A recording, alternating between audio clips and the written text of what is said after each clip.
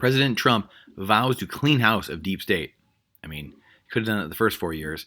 Warren's World War III has never been closer. And I say that in jest, but also could have done it the first 4 years. You come in and you just absolutely obliterate every agency, the Department of Education, things like that. 1979, Jimmy Carter institutes that, and we've only fallen from grace since 1979. I mean, every single organization that we have in the government has made things worse overall in a general sense. I'm not saying like anyone can bring me stats. It's like, hey, Brandon, look at this.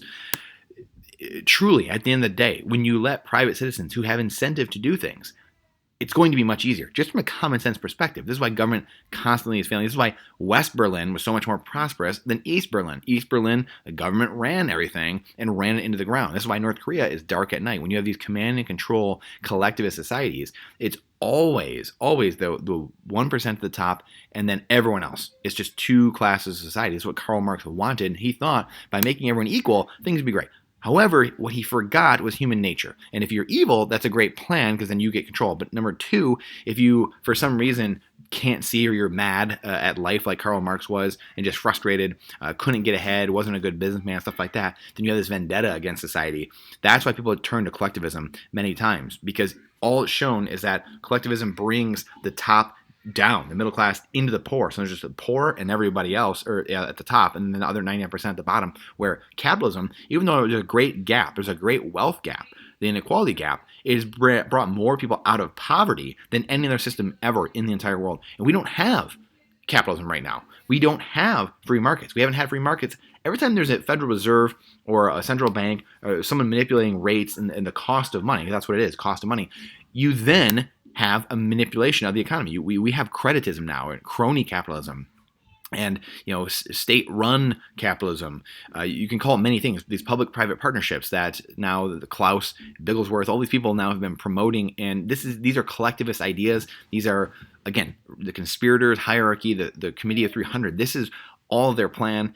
The book has it outlined there itself. It's not a big book. I mean, this stuff, the Great Reset, the United Nations, Agenda 21, all the different things they've tried to rebrand over time. Rebrand. You'll own nothing and be happy. They've tried this over and over again, and it's all, give them credit. They have a very long time horizon. I will say they have a very long time horizon, and they continually try to push their Overton window further and further and further.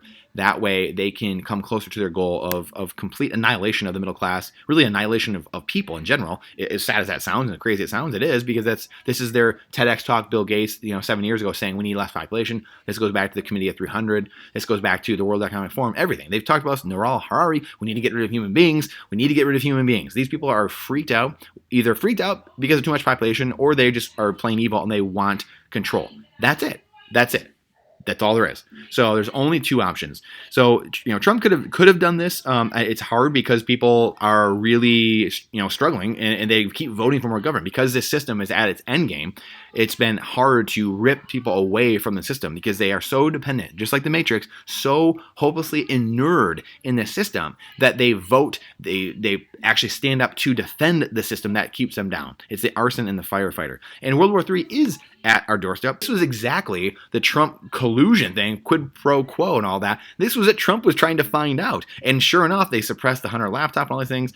This is what happens. This is literally what happens. And Trump's not a clean slate here. The guy has his own problems. We all do. We're all human. The problem is when we continually elect people into government that have nefarious means, and they continue selling our secrets. They continue doing deals with China and Russia and things like that. And we elected a guy and put him into office that one party said was the previous president who was doing that. It was just complete projection. And now with the Twitter files, all these things that we've known these things for years and years and years, many things, decades. With the Twitter files, it's for the average person, it's great because now they can see confirmed that, oh my gosh, what this side was saying or what these people were saying, the people seeking truth, they were right. They were right the entire time. And this is not hard if you're just looking and taking your biases away. And again, we're all human. It's tough to remove all biases. But if you look from a common sense, first principles, nature's law perspective, and continue to do that, then it makes a lot of sense. And World War III is here on the doorstep because they need to print. They need a mechanism, just like the lockdowns 3 years ago. That was a mechanism because the credit system, we've been talking about this, the bond market locked up. The overnight repurchases locked up in the banking system. So they needed a way to inject trillions and trillions of dollars of liquidity. And then sure enough, a few months later, we've got lockdowns. Oh, we got to keep everyone home. We got to print and get all this capital back into the banks. And we got to get capital to the people because we kept them home. Again, you can see the forest from the trees when you understand the lens from which the globalists, the collectivists running all these agencies and these administrations, if you understand where they're coming from.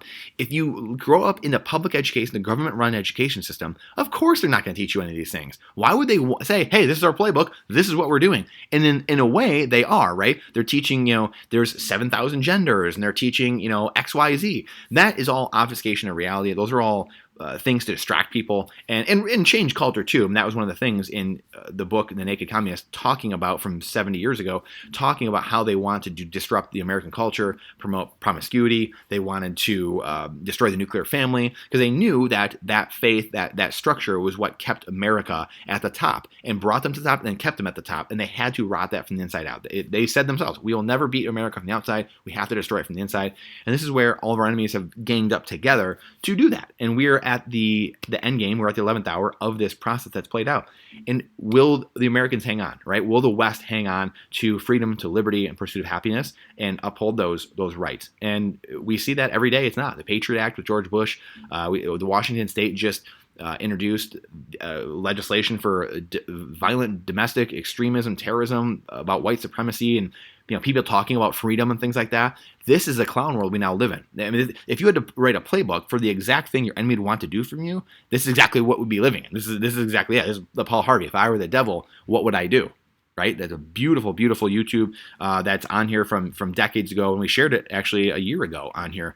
If I were the devil, what would I do? And it looks exactly like the world we are living in right now. So we see things like, again, Iraq, so many countries are leaving the dollar, and this is going to cause massive problems for the network. And again, I've left the dollar. I mean, I still have to use it here and there, but overall, I save in Bitcoin. I save a little bit of gold and silver. I save food storage, guns and ammo, water filtration. I keep stocking and dollar cost averaging and all these things because I am outside the system. I want to be outside the system and not dependent on these complete morons that are running the country into the ground. Really purposely, might I add you, because that's what gets them elected over and over again, is continually voting for the same things and people voting for their sustenance, their well-being, because they don't know any different. They grew up in a government-run education system that taught them zero. It taught them how to dissect frogs in 10th grade. Like, sweet, how much are you using that now? And get them into crazy debt, which is bondage, which is slavery. That's what the national debt is, which we talked about in the video earlier. That's the national debt as well, sending out bonds. People buy these bonds, and it literally is a promise to tax you in the future. Period. End of story. Let's whisper that one more time.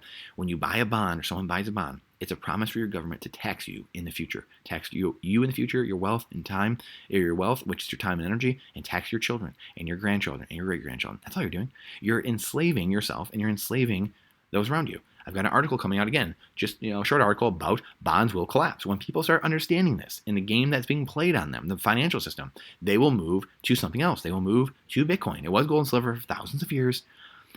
But CJ Constantinos said it great the other day. Bitcoin is digital collateral. It is the new, and layered money. Nick Bhatia talks about this too and lays it all out beautifully. Bitcoin will run all this. It will get rid of bonds. It will collapse bonds. It will eat all these things as people leave the sinking legacy fiat Titanic that's slipping under the waves. And it takes a long time. It's slow. And then moving to the new system, moving to the Bitcoin life raft. That is all they're waiting for us. So these death of the dollar standard, U.S. freezing Russia out of the system, stuff like that, is going to continue happening over and over and over again until there's no one left. And the people that are there aren't going to be able to turn the lights out because the lights are just going to be off already. And the music's already stopped. So whoever's there standing still will lose big time. And again, I don't care Trump either way. I mean, there's people out there that want Fetterman to be president and Biden because these guys collapse the system even more. When you have people who don't have their mental capacities, I mean, God love them. I pray for them each day. It's sad, but these people are put in these positions by their family, by parties, by people that have ill intent and just want power. I mean, wow, it's just sick. It's just absolutely sick. And these are people that are running us, going into high-level negotiations for us. I mean, think about that.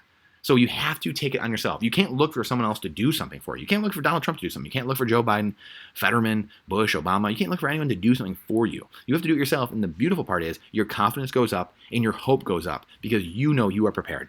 So let me know your thoughts on this. This is not financial advice. This is freedom advice. I appreciate you coming to my TED Talk. Please share this out because the algorithm hates I mean, hates truth. It hates reality. It hates talking about things that are real because it wants you dependent and subservient on the system. It wants you to be a serf. So I appreciate your time because it's the most important asset we have, the only finite asset we have, like Bitcoin. Bitcoin is time, and time is Bitcoin. There's only 21 million, and there's only so much time, right? It's finite. So make the fair trade for yourself. I appreciate you. I'll see you on the next one.